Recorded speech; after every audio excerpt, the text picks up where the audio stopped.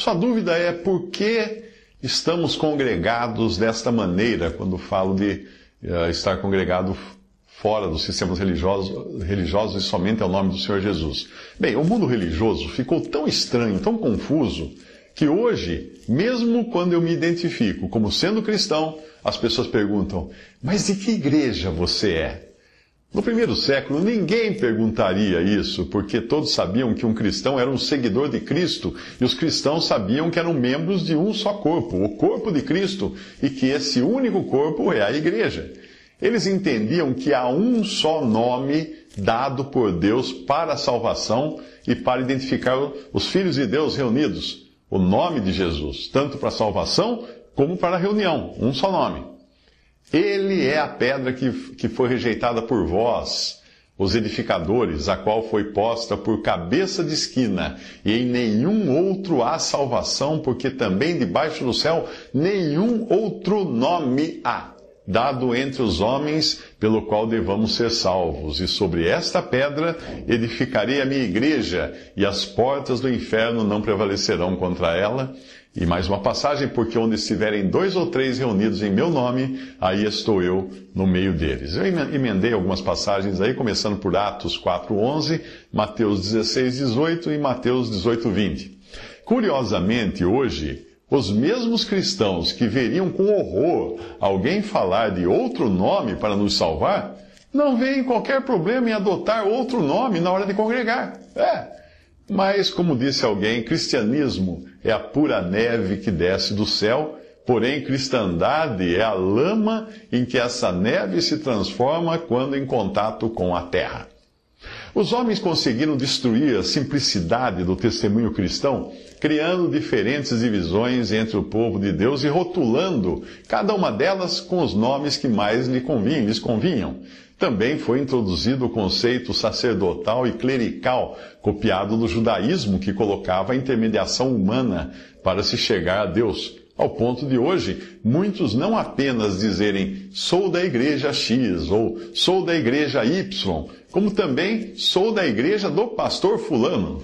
Porém, a verdade é que na Bíblia não existe mais do que um só corpo de Cristo, que é a igreja, embora esta pudesse estar em diferentes localidades geográficas e identificada apenas pelos nomes desses lugares ou regiões.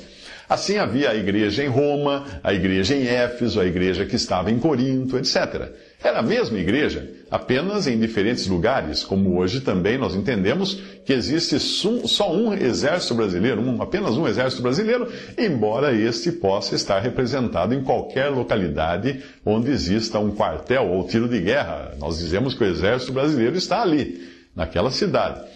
Essa igreja que Cristo prometeu que edificaria não é minha nem sua, e nem é do pastor fulano, como as pessoas costumam dizer. Ela é a igreja de Deus, e ela é assim chamada em diversas passagens das cartas dos apóstolos, e também chamada pelo Senhor Jesus de minha igreja, em Mateus 16, versículo 18. A fim de explicar tudo isso, melhor do que eu seria capaz de fazer, eu vou recorrer a um texto escrito no século XIX por Charles Stanley.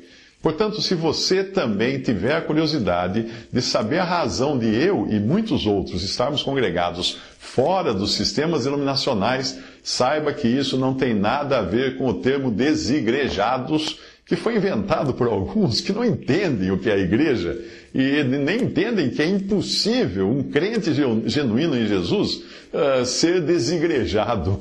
Também não se trata de ficar sem congregar, ou de congregar sem um nome, como dizem alguns, porque nós devemos sim congregar, porém ao único nome, o único nome que Deus deu para sermos salvos e também para ser o centro de nossa reunião, o nome de Jesus. Vamos ao texto de Charles Stanley.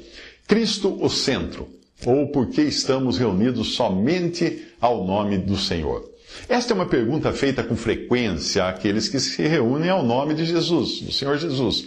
Muitos têm expressado o desejo de que fosse escrito um tratado claro sobre tão importante assunto e, por conseguinte, apresento afetuosamente as considerações a seguir a todos os amados filhos de Deus. A primeira razão de nos reunirmos somente ao seu nome é o valor de Cristo. Foi Deus quem o exaltou e lhe deu um nome que é sobre todo nome, para que ao nome de Jesus se dobre todo o joelho e toda língua confesse que Jesus Cristo é Senhor, para a glória de Deus Pai. Filipenses 2, de 9 a 11. Assim, o nosso bendito Deus e Pai se deleitou em honrar aquele que é a cabeça do corpo da igreja, é o princípio e o primogênito dentre os mortos, para que em tudo tenha a preeminência, ou primeiro lugar, Colossenses 1,18. Neste nome tão precioso para todo crente, se reuniam todos os cristãos nos dias dos apóstolos. E quando foram abertas as cortinas do futuro, o que João viu? O que João, o servo de Jesus Cristo, viu? Ao ver a Jesus Cristo, ele disse, e o seu rosto era como o sol, quando na sua força resplandece. E eu, quando o vi, caí a seus pés como morto. E ele pôs sobre mim a sua destra, dizendo-me, não temas, eu sou o primeiro e o último. Apocalipse 1, 16 a 17. Uma porta se abriu no céu. Que visão esta! A visão da glória futura do Cordeiro em meio aos milhões e milhões de redimidos. Um Cordeiro como havendo sido morto, como fala em Apocalipse 5, 6. E cantavam um novo cântico, Apocalipse 5, 9. Que privilégio estar ali e ouvir esse volume de indescritível gozo, unindo-se a esse cântico. Nenhum dos que foram redimidos para Deus se recusará a cantar, digno és. Hostes angelicais exclamarão em alta voz, digno é o Cordeiro que foi morto, de receber o poder e riquezas e sabedoria e força e honra e glória e ações de graças. Apocalipse 5:12. Sim, será possível ouvir toda a criação redimida dizendo ao que está assentado sobre o trono e ao Cordeiro sejam dadas ações de graças e honra e glória e poder para todos sempre. Apocalipse 5, de 13 a 14. Assim será adorado o nosso adorável Senhor, e assim será reconhecido no céu por toda a criação. É este o conceito que Deus tem do Cristo ressuscitado, que uma vez morreu por nossos pecados, o justo pelos injustos, para levar-nos a Deus. 1 Pedro 3,18. E assim será feita a vontade de Deus no céu? Se alguma alma preocupada e ansiosa estiver ouvindo isto, deve notar bem que esta é a glória redentora de Cristo. E quem são esses milhões de adoradores redimidos por seu sangue? Malfeitores moribundos, Marias Madalenas, pecadores da cidade. E será que Jesus é digno de trazer a esses tais para a glória, para pessoas assim para a glória? Sim, sim. O mais santo, santo, santo Deus diz que Ele é digno. E toda a criação exclama, amém. Você dá crédito a Deus agora. Esse Cristo ressuscitado é tão digno que Deus diz, sejai-vos, pois, notório, que por este se vos anuncia a remissão dos pecados, e de tudo que pela lei de Moisés não pudeste ser justificados, por ele é justificado todo aquele que crê. Atos 13, 38 a 39. Portanto, a salvação é inteiramente por Cristo. Bem-aventurados aqueles que podem dizer, temos a redenção pelo seu sangue, a remissão ou retirada dos pecados. Efésios 1, versículo 7. Eu não presumo poder expor aqui, por meio da pena ou da palavra, a gloriosa preeminência de Cristo. Eu aponto para as Escrituras que tão claramente mostram a dignidade de Cristo. Mas muitos ouvindo isto perguntarão, qual é o cristão verdadeiro que duvida, por um instante que seja, de quão digno é Cristo da grandeza de seu nome exaltado? Com certeza, existe uma corda no coração de todo cristão que vibra em resposta ao nome de Jesus. Porém, a pergunta é, quanta ou quão grande é essa dignidade? Pode haver 100 cristãos em um pequeno povoado ou 1000 em uma cidade, eu quero dizer aqueles que realmente têm a redenção pelo sangue de Cristo, cujos pecados são perdoados. Ora, se Jesus é digno do louvor e da adoração unida de toda a criação, se todos os milhões de redimidos no céu se reunirão ao redor de sua adorável pessoa, então não é ele digno da adoração unida de 100 em uma vila e de 1000 em uma cidade sobre a terra? Certamente no céu todo nome e divisão deixará de existir. E por que não na terra também? Portanto, é um grande erro supor que nós nos separamos de todo nome e divisão porque cremos que somos melhores do que os queridos filhos de Deus que estão nessas divisões. Longe de nós pensar assim. Não! É porque Jesus é digno. Sim, digno do sacrifício de se deixar todo nome ou divisão e se reunir ao seu nome bendito, a sua pessoa bendita somente. Sim, meus caros crentes, Ele é digno de que vocês não reconheçam outro nome, a não ser o nome dEle. Que será que pensam os anjos, sabendo e deleitando-se como fazem, no nome exaltado de Jesus, quando veem as nossas atitudes sobre a terra? As divisões desse mundo devem apresentar um obscuro contraste quando comparadas à unidade existente no céu. Em muitos lugares pode-se ver todo o povo redimido de Deus levando vários nomes ou denominações, e nem ainda 2 ou 3 reunidos unicamente ao nome de Jesus. Mesmo assim, Jesus é digno de que todo crente de uma localidade se congregue ou esteja congregado somente ao seu nome. Sendo assim, se a vontade de Deus se faz tão evidente no céu ao estarem todos congregados à pessoa do Cordeiro, como posso eu orar, seja feita a tua vontade assim na terra como no céu? O Mateus 6,10, a menos que esteja pronto a deixar todo nome e divisão sobre a terra, como se faz no céu. Não seria mais honesto admitir, tenho estado na divisão tal, e todos meus amigos estão ali? Dispensa-me, portanto, de fazer a tua vontade sobre a terra, como está sendo feita no céu. Será que é custoso demais reconhecer o senhorio de Cristo para a glória de Deus Pai, e não reconhecer a nenhum outro nome além do nome de Cristo? Deus dá o mais elevado valor ao nome de Jesus. O homem diz que não importa que nome se leve. Não é a natureza humana a mesma em todos os lugares? Sempre assim. Não há a mesma tendência, acaso não existe a mesma tendência idólatra, onde se reconhece qualquer nome como a cabeça de uma divisão?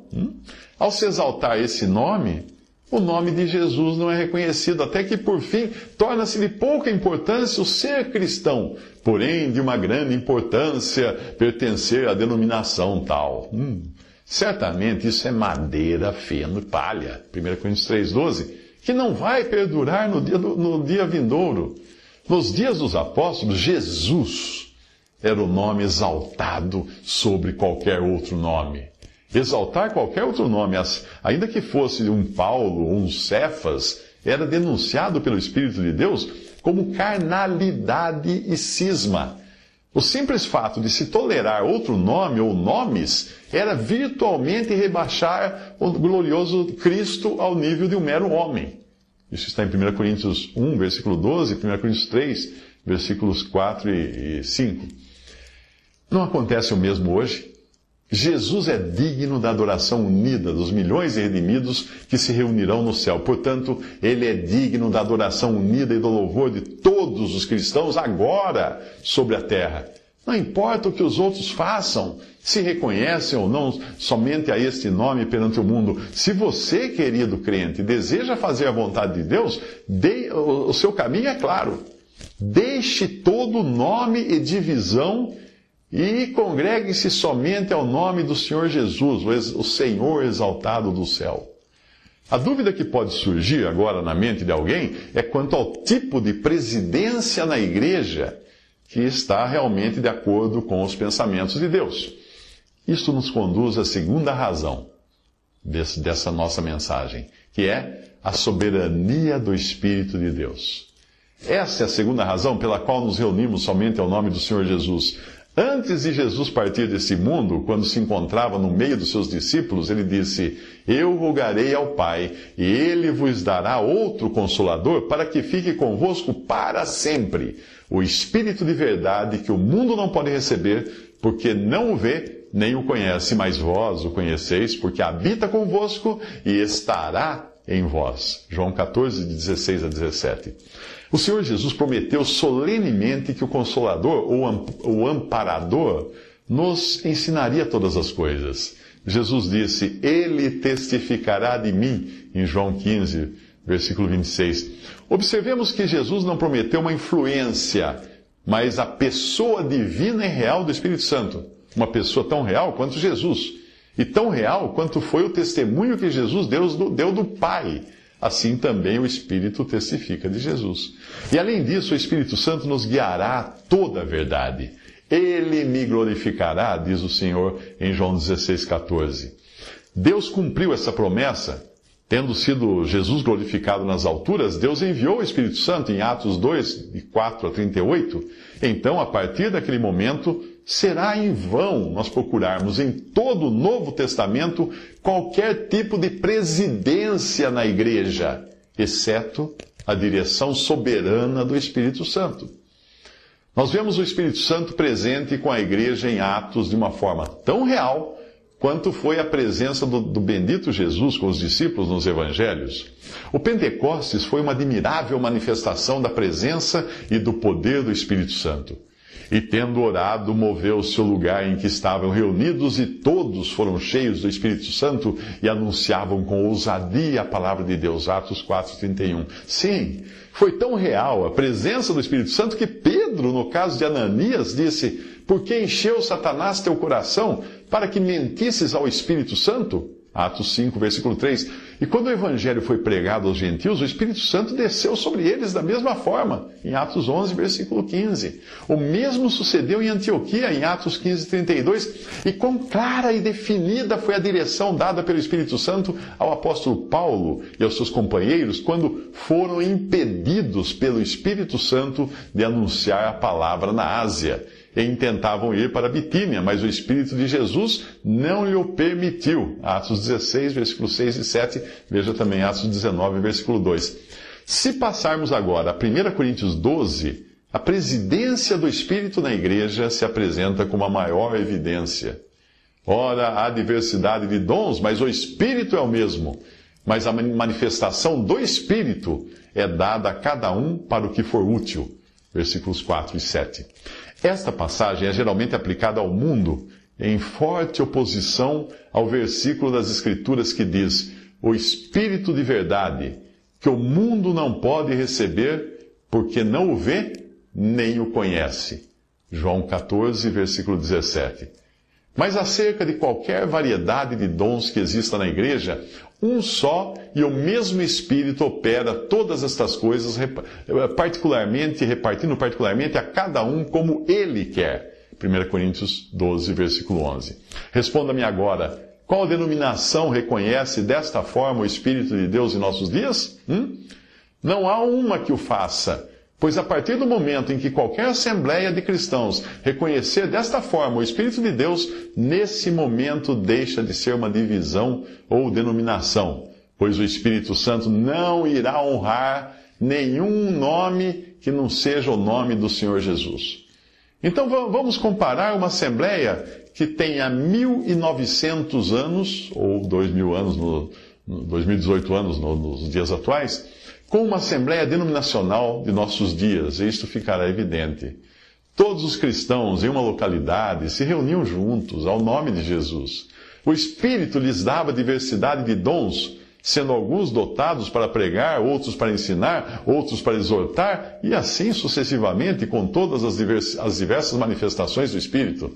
E ele, o Espírito, estava realmente no meio deles, repartindo particularmente a cada um como queria.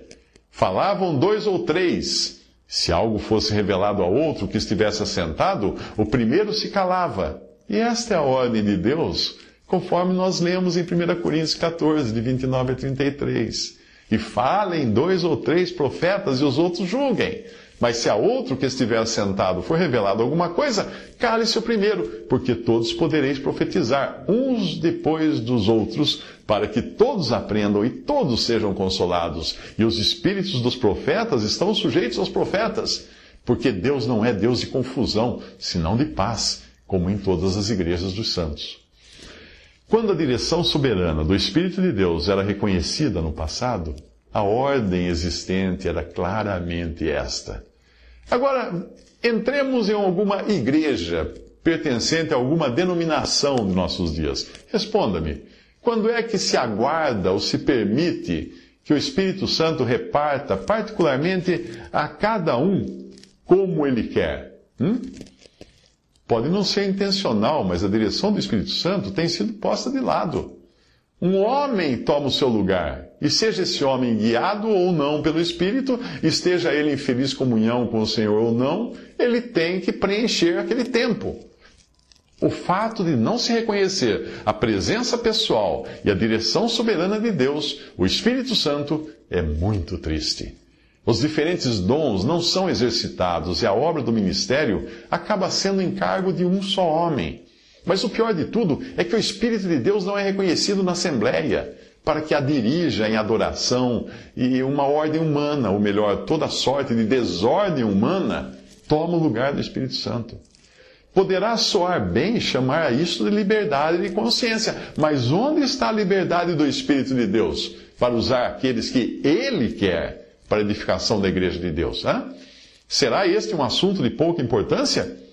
Porventura não foi o não reconhecer a direção e a presidência de Deus pelo seu povo Israel e o desejo de ter um homem como rei no lugar de Deus? Não foi esse um triste passo no caminho e queda daquele povo? E qual é a história dos profetas, senão a de uns poucos homens em meio a um povo que se esqueceu de Deus, que encontravam e sustentavam esta bendita realidade, a presença de Deus entre eles? Quão solene ensinamento nós temos no livro de Jeremias. Ele se assentou solitário, em Jeremias 15, versículos 17, porém foi chamado pelo nome do Senhor Deus dos Exércitos. Quão doces são as palavras do Senhor a ele! Tornem-se eles para ti, mas não voltes tu para eles. Jeremias 15, de 6 ao 21. Tal é, sem dúvida, o solene e bendito lugar nestes dias de todos aqueles que têm sido levados a reconhecer a presença real do Espírito Santo na Assembleia. Na verdade, estes têm constatado que as palavras do Senhor são mais doces do que as do homem. Oh, que todos os queridos filhos de Deus, em todas as denominações, venham a conhecer a bênção de uma sujeição de coração não fingida à soberana direção do Espírito Santo. Onde quer que isto exista, não em uma forma simplesmente aparente, mas real, o Espírito Santo testifica de Cristo de uma maneira tal que nenhuma sabedoria humana pode sequer imitar. Desde os hinos dados por um, as orações feitas por outros, a leitura da palavra dirigida pelo Espírito Santo, manifestam de tal maneira a direção divina e dão um tal sentimento da presença de Deus que somente se pode desfrutar onde o Espírito de Deus é reconhecido dessa forma. Portanto, não devo ir onde ele não é reconhecido, onde não é reconhecido aquele a quem o Pai enviou para nos guiar, nos guardar e habitar conosco até o fim. Não importa quem seja o homem que o substitua ali. Deus está sempre com a razão e o homem está equivocado. Não se trata de uma questão de opinião, mas sim uma questão de reconhecer, ou então de não usurpar o lugar do Espírito Santo como guia soberano e aquele que preside na Assembleia. Eu tenho encontrado a realidade de sua própria presença, por isso eu devo estar separado de toda a comunidade onde ele não seja reconhecido assim. Apresento a seguir a terceira razão de nos reunirmos somente ao nome de Cristo. A unidade da Igreja, ou mais corretamente, a unidade do um só corpo.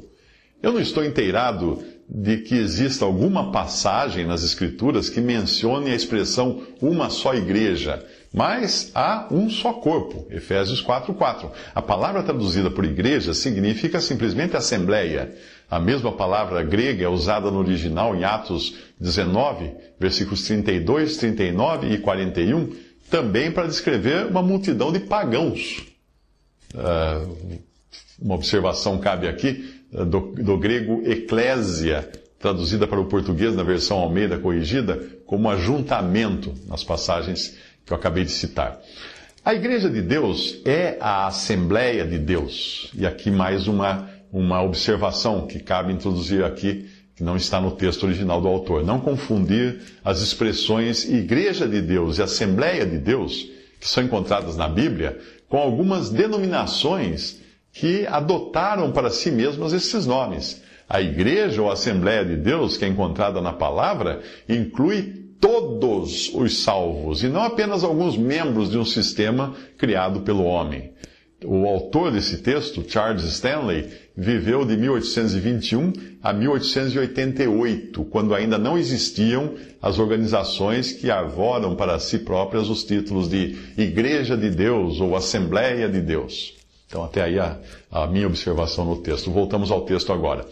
No seu aspecto local, a Igreja ou Assembleia de Deus é formada por todas as pessoas salvas de um determinado lugar, que se congregam como tais para adorar a Deus, tendo sido todos os seus pecados tirados para sempre.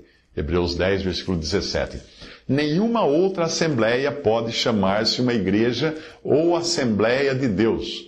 Nem poderia ainda uma assembleia chamar-se assim, verdadeiramente a Igreja de Deus, quanto às suas práticas, a menos que tal assembleia reconhecesse verdadeiramente a Deus, o Espírito Santo, para os guiar e guardar em todas as coisas, como faziam as assembleias de Deus nos dias dos apóstolos.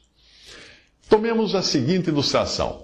Suponhamos que o reino da Inglaterra enviasse um comandante ao exército britânico na Índia, e que durante algum tempo todo aquele exército se submetesse ao seu comando. Então poderíamos considerá-lo apropriadamente como sendo o exército do reino da Inglaterra.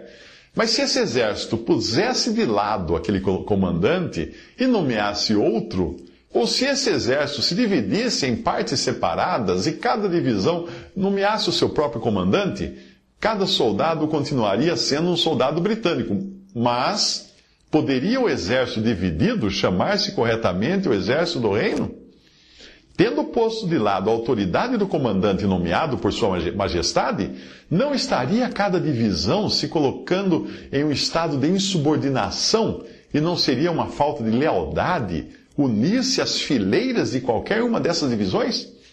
Agora apliquemos isto à Igreja, ou Assembleia de Deus. Por algum tempo, a autoridade do Espírito Santo enviado do céu foi reconhecida, assim como o exército britânico reconheceu por um certo tempo a autoridade do comandante nomeado pelo reino.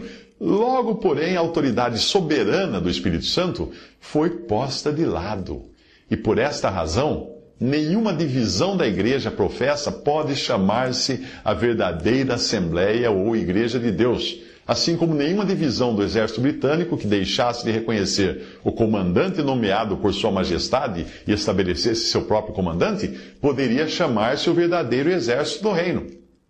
Eu estou plenamente de acordo que, tendo a direção do bendito Espírito de Deus sido esquecida por tanto tempo, torna-se muito difícil fazer com que os cristãos de hoje compreendam o que isso significa. Tomemos outra ilustração. É anunciado que um certo estadista presidirá uma reunião pública dos habitantes de um certo lugar qualquer. A assembleia se reúne, o estadista vem, põe-se em pé no palanque, mas ninguém o reconhece. Ele fala, mas ainda assim ninguém lhe dá ouvidos. O povo envia uma mensagem após outra à casa daquele mesmo estadista, rogando-lhe que compareça à reunião. Eles desejam a sua influência, porém desconhecem a sua presença pessoal e acabam nomeando algum outro para presidir. Este é um quadro exato das divisões dos dias de hoje. Não importa de que maneira tenhamos entristecido o Espírito e o não tenhamos reconhecido, ainda assim, essa preciosa promessa se cumpre. E Ele, o Pai, vos dará outro Consolador para que fique convosco para sempre. João 14,16. Sim, do mesmo modo como o estadista encontrava-se presente, embora o ignorassem, pois continuavam a enviar mensagens à sua casa, assim também o Espírito Santo veio à Assembleia de Cristãos, está presente no exato momento em que se está fazendo oração em ignorância para que ele venha do céu. Na verdade, há cristãos que, quando oram, parecem mais estar orando apenas por uma influência. Não seria ofensivo falar de Deus, o Pai, como sendo uma influência? Não seria por demais repugnante dizer que a vinda de Deus, o Filho, a este mundo, foi somente uma alegoria ou uma influência? Que porventura não é Deus, o Espírito Santo, uma pessoa tão real agora sobre a terra, como foi o Filho quando esteve neste mundo e que agora está no céu? O que um comandante é para um exército ou um presidente para uma reunião, assim é o Espírito Santo para a Assembleia de Deus, mandando, dirigindo, usando aqueles que Ele quer. Nenhuma Assembleia onde Ele não seja assim reconhecido pode chamar-se Assembleia de Deus. Portanto, eu devo me separar de tais assembleias se eu quiser ser leal a Deus. Mas poderá haver objeções. Acaso não tenha havido fracasso e divisão entre aqueles que professaram reconhecer o Espírito de Deus? É triste termos de admitir isto, mas nada poderia provar com maior clareza a verdade dessas declarações com respeito à presença do Espírito. Qual tem sido a causa de toda tristeza e divisão, hein? Deixar de lado a direção soberana do Espírito Santo. Porém, dizer que o fracasso é a razão pela qual alguém não deve reconhecer a direção do Espírito na Assembleia, ou referir-se ao fracasso como uma desculpa para permanecer onde o Espírito Santo não é reconhecido, é como alguém dizer que deve, como indivíduo, deixar de andar no Espírito só porque algum cristão ou ele próprio fracassou no seu caminho. Acaso não devem os nossos pecados e fracassos passados fazer-nos mais vigilantes e sinceros para andar em espírito? Somente Ele é a salvaguarda do cristão e da igreja. Bendito o guardião que Ele é. A fonte de todo o fracasso que a igreja experimentou foi sempre o não reconhecimento da direção do Espírito. Não importa o que possa vir, se ela tão somente confia no seu bendito guardião, tudo está bem. O mesmo sucede com o cristão. Se ele anda segundo a carne, uma pequena dificuldade poderá causar uma queda. Mas se anda no Espírito, não importa quão grande possa ser a tentação, tudo estará bem. Portanto, cada fracasso passado na igreja ou assembleia convoca-nos a uma sujeição genuína ao Espírito de Deus. Que pensariam vocês se um homem dissesse: tal pessoa que professava ser um cristão fracassou e foi encontrada embriagada na rua. Portanto, eu continuarei sendo um bebedor e estarei seguro. O que você diria de alguém assim? Não é o mesmo que dizer, em princípio, os tais filhos de Deus fracassaram em guardar a unidade do Espírito. Portanto, eu permanecerei onde agora o Espírito não é reconhecido. Rogo que não julguem esta solene pergunta pelo fracasso do homem, mas sim pela palavra de Deus. Todas as minhas coisas são tuas e as tuas coisas são minhas, e nisso sou glorificado, disse o Senhor, para que sejam um, como nós somos um. João 7, versículos 10 e 22. Essas preciosas palavras de Jesus abrangem cada filho de Deus durante essa dispensação. Qual é então a glória que o Pai deu a Jesus?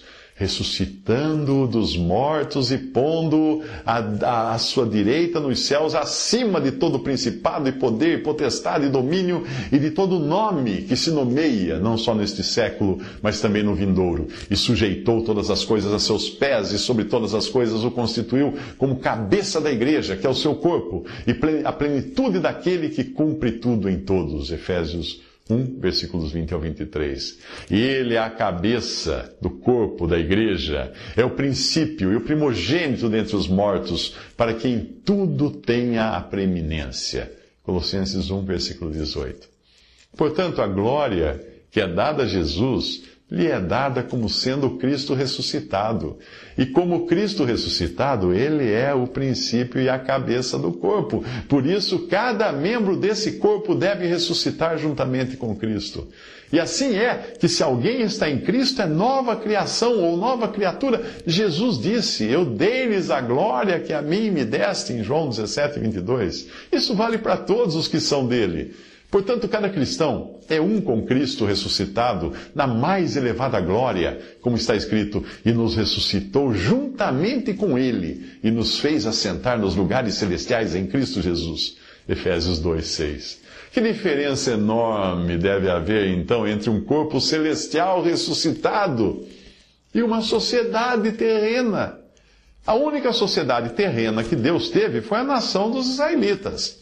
E ainda, durante o tempo da vida de Cristo, a pequena companhia, o rebanho de discípulos, era dessa nação.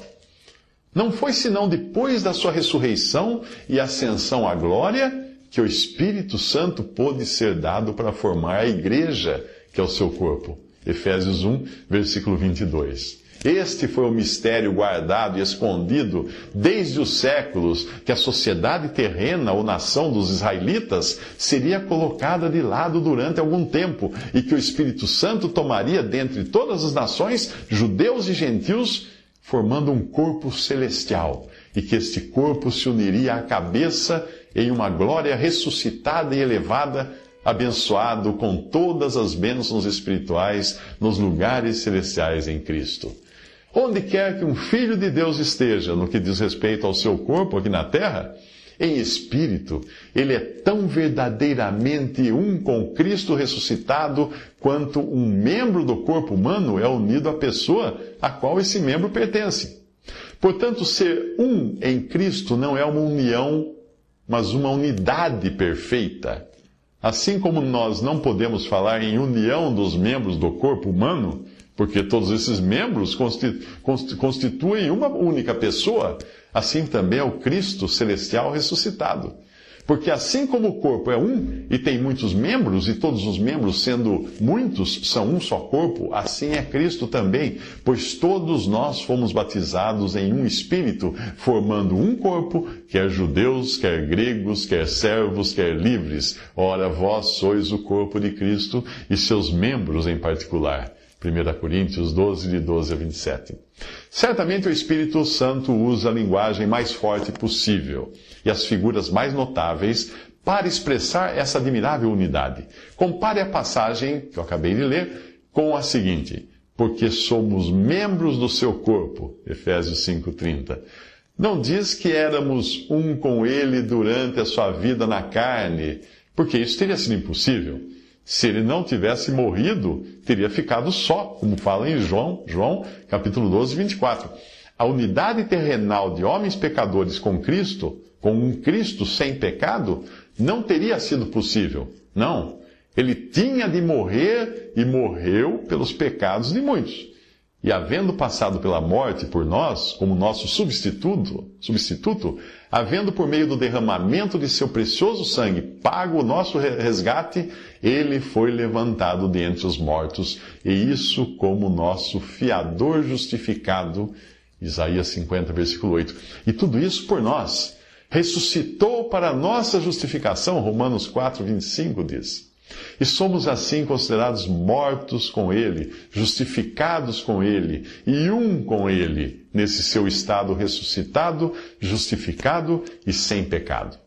De maneira que somos e não éramos um com Ele.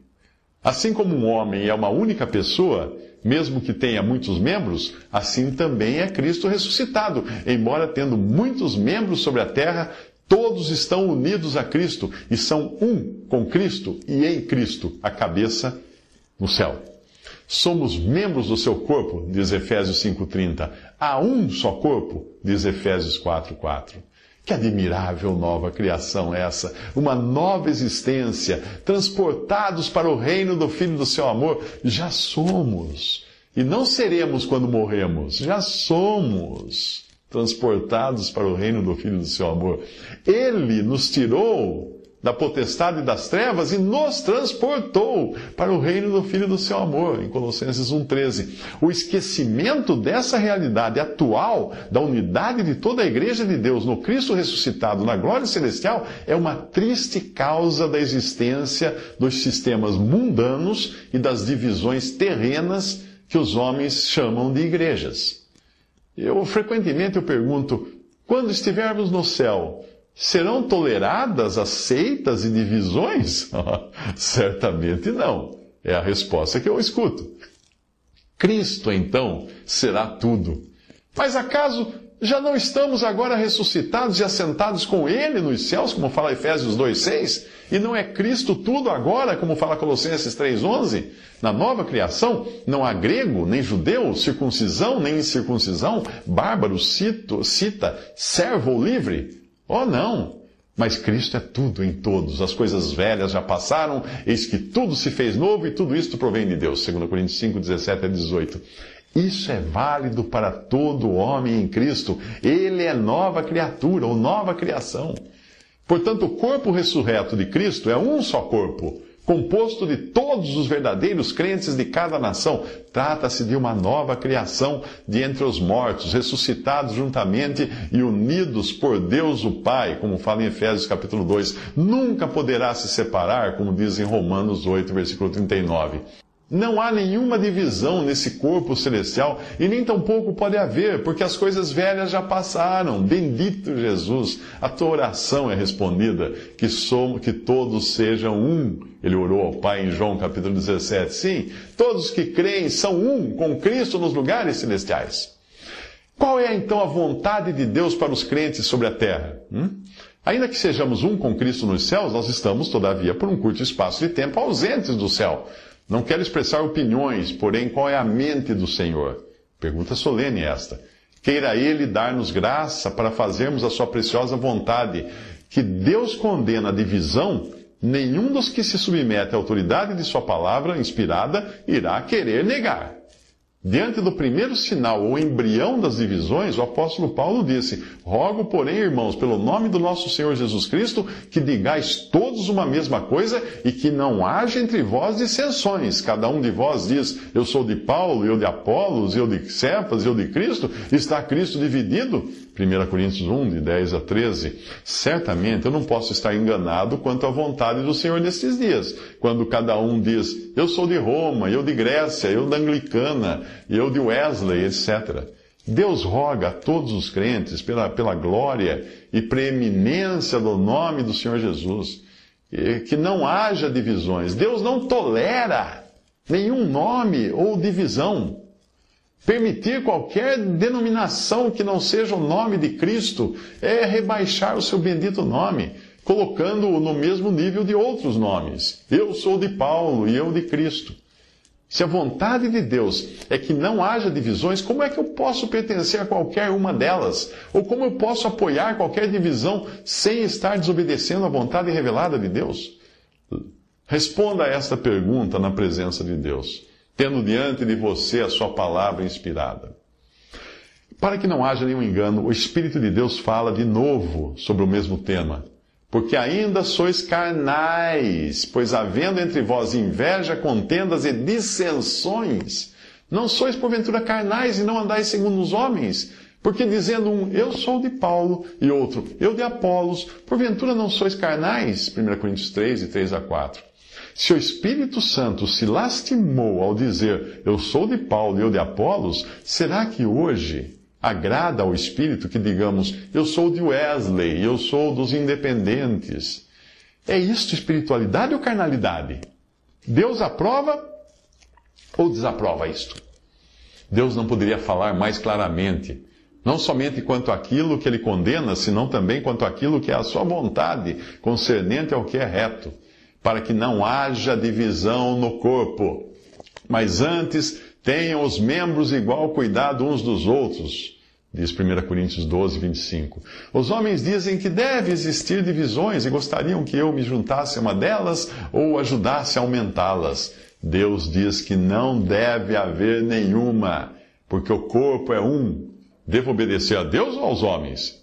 Julgue você. Que unidade tão bendita! Um com a cabeça nos céus e um com cada membro aqui na terra. Sim, com cada membro, cada cristão sobre a terra.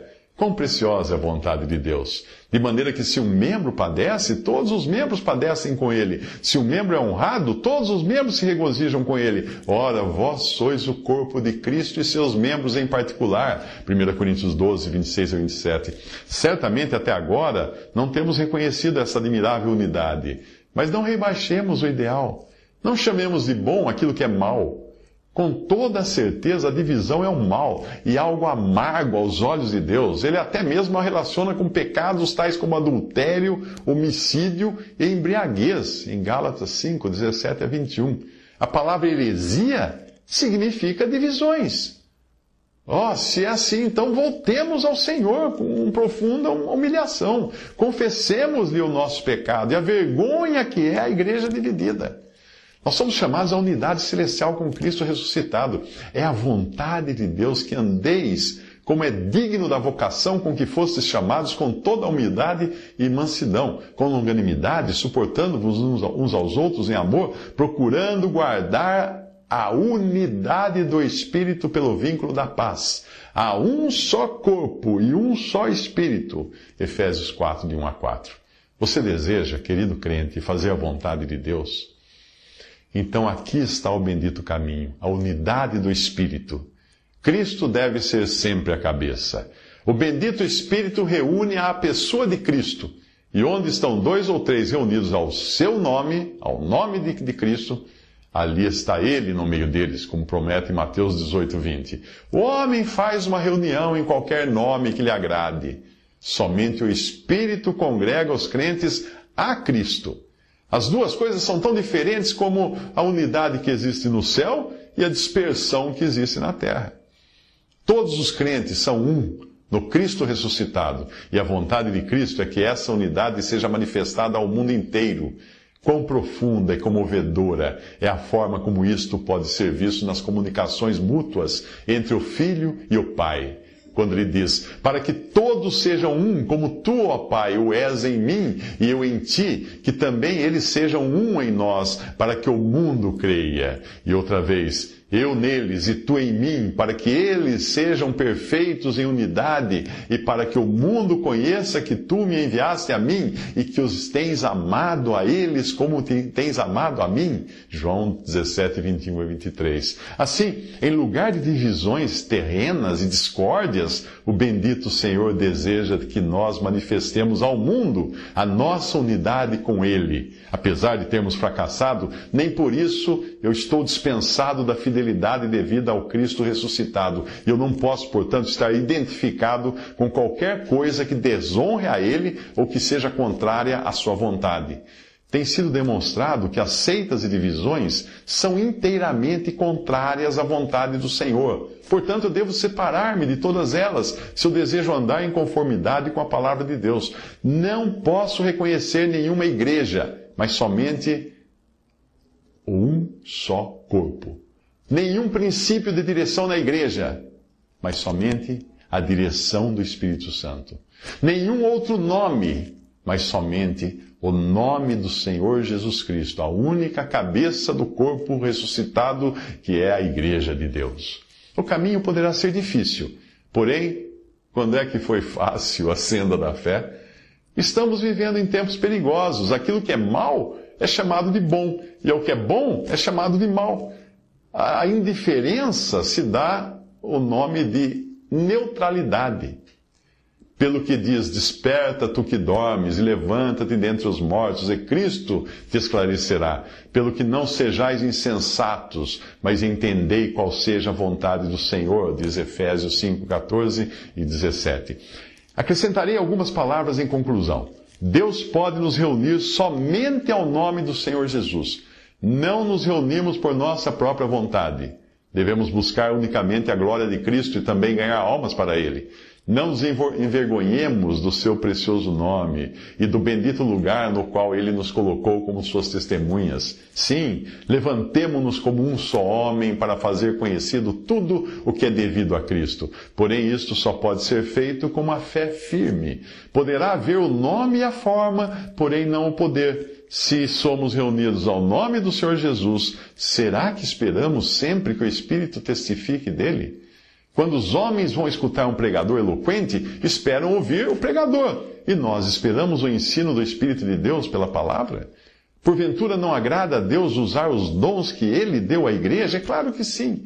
Não estou falando aqui de um impulso cego, ou daquilo que alguns chamam de luz interior de um ser humano. Não. Eu pergunto, cremos verdadeiramente na presença da pessoa divina do Espírito Santo? Então que ninguém, por assim dizer, já ensaiado, se levante para expor seus próprios pensamentos e que o mais débil não diga, não reúno condições necessárias para que Deus me use. Que haja uma verdadeira entrega de nós mesmos a Deus, seja para estarmos quietos ou para sermos usados para falar as palavras que Ele der, ainda que seja apenas a leitura de um versículo das Escrituras. Porventura não tem sido assim que normalmente experimentamos mais do verdadeiro poder da presença de Deus, e isso de uma forma indescritível? Quão bendito é sentir que estamos em Sua presença, escutar as Suas palavras, como se Ele estivesse falando em uma voz audível. Oh, Que haja muita oração fervorosa para que a direção do Espírito Santo seja manifesta, seja sentida, seja vista em cada reunião. Tenham fé, irmãos. Tenham fé em Deus. Há trabalho para cada membro, segundo a medida de sua graça. Nem todos são capazes de falar em público, porém, acaso Deus não pode usar os esforços mais débeis, ou uma palavra que seja? Sim, com frequência a oração de um homem pobre, cheio do Espírito, é de muito maior bênção para os santos do que a eloquência de um apóstolo. Queira o Senhor mesmo dirigir-nos a uma genuína submissão ao Espírito Santo, de acordo com a sua bendita palavra. Esse texto é de Charles Stanley, que viveu no século XIX. Estaria você pronto a abandonar tudo aquilo que não subsistir ao exame da palavra de Deus e permanecer nesta posição e não aceitar nada menos do que isso, mesmo que possa ficar sozinho numa tal posição? Visite respondi.com.br. Adquira os livros ou baixe e-books. Visite 3minutos.net. Baixe o aplicativo.